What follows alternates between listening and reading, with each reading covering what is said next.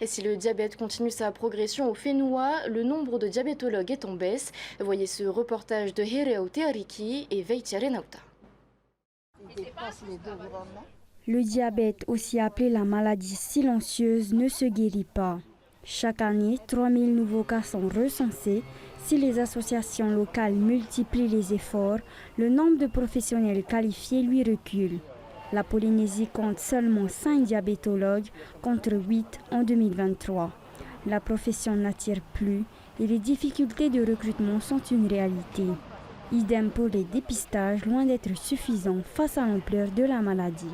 La population commence à prendre en charge, mais les structures territoriales, je n'ai pas entendu parler une seule fois qu'on fait des dépistages à l'hôpital, des dépistages dans les ministères. Et je pense que l'année prochaine, on fera des dépistages, en particulier dans les ministères, pour donner l'exemple. Que nos dirigeants aussi montrent l'exemple pour savoir, pour la lutte contre le sel et la lutte contre le sucre.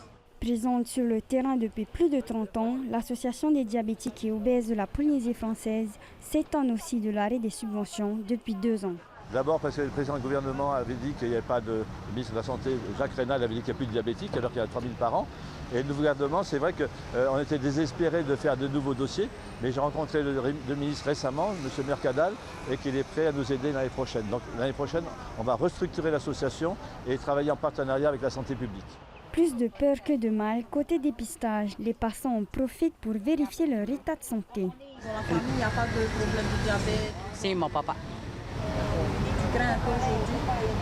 Pas vraiment. C'est quoi ton secret pour éviter le diabète? Ben arrêtez, oui, moi j'ai plein de sucre. Plein de sucre. Il n'y a pas de secret. On n'a pas de secret. Oui, c'est une très bonne nouvelle pour moi parce que là, avec tout ce qu'on vient de me dire, ben oui, je suis rassurée de ce que j'ai, quoi. Alors, je suis très... Non, c'est la première fois. C'est la première fois que je suis venue faire. Première fois. Enfin, pour moi, oui, puisque quand il y a une bonne nouvelle, c'est que oui, les résultats sont bons. Voilà. Aujourd'hui, plus de 45 000 personnes en Polynésie sont diabétiques, une maladie qui pèse plus de 10 milliards de francs sur les comptes sociaux.